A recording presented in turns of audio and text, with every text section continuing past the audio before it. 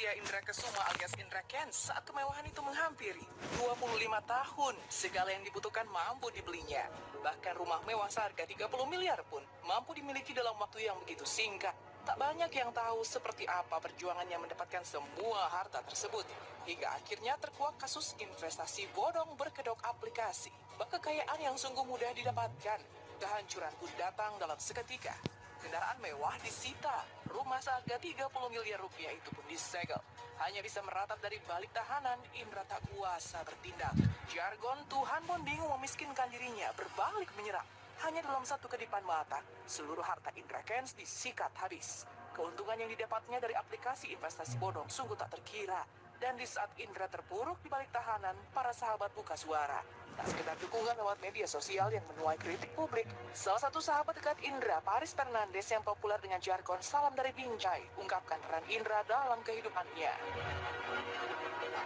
Aku sama Bang Indra itu kalau bisa dibilang orang lain, tapi dia nganggap aku ya kayak adiknya sendiri. Jadi mulai dari awal kenal sampai dibawa ke Jakarta nggak punya uang sama sekali ya, baju, pakaian, sepatu itu semua minjem sama dia. Cuman kakak ya nggak minjem, ya aku cuma beli aja kan gitu. Jadi semua tuh dipinjemin dia, kemana-mana dianterin dia. Jadi kedekatannya kalau bisa dibilang ya udah kayak abang adik gitu. Semua serba murah di mata Indra Kents. Dan itulah yang membuat publik tertawa ketika segala harta yang dimiliki disita. Indra Kents tak berkutik.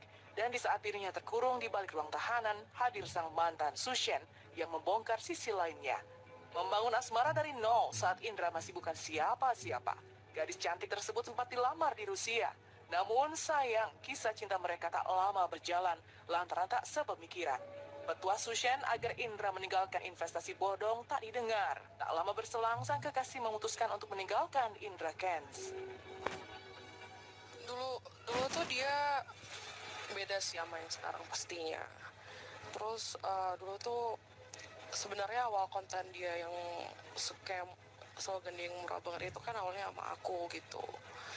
Ya dulu sempet kayak sering ribut karena aku sering nasihatin dia supaya nggak terlalu parah banget gitu flexingnya, tapi dia nggak mau dengerin gitu.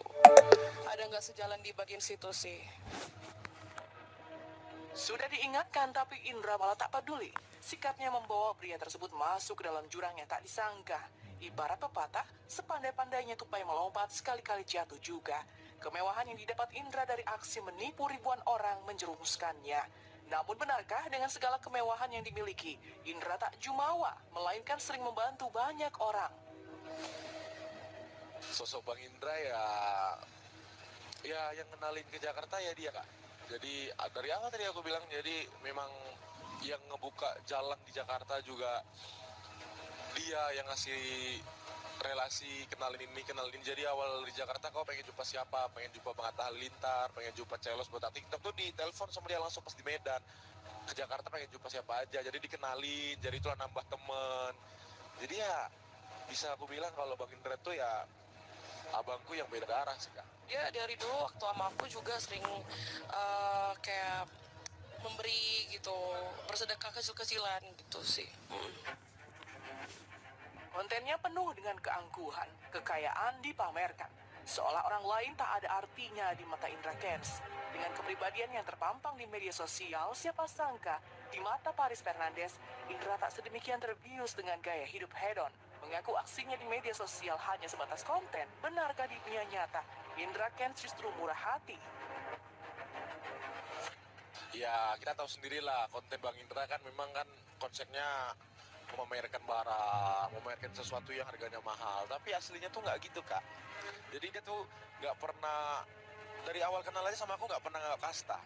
Udah. Jadi sampai yang nyupirin aku aja dia, yang kameramen. Jadi semenjak viral, wali kota manggil nih. Jadi kan aku nggak ada tim, nggak ada kameramen, minta foto. Jadi yang motoin itu dia. Jadi yang kameramen udah, bang kayak mana nih bang? Aku mau berkonten, udah sini aku aja yang kamerain, nggak apa-apa nih, nggak apa-apa, udah dia yang kamerain, dia kameramen, dia yang fotoin. Jadi Ya di depan gitu ya di belakangnya sikap dia ke aku tuh nggak gitu gitu. Jadi masa dia harus berela-rela ngamerain, bang aku pulang nih. Ya aku bilang itu kan kemarin pas ada salah satu kerjaan, nggak usah aku jemput aja. Dia yang jemput, dia yang nyetir sendiri. Padahal kalau misalnya pergi sama dia disetirin supir. Tapi kalau sama aku dia yang nyupir.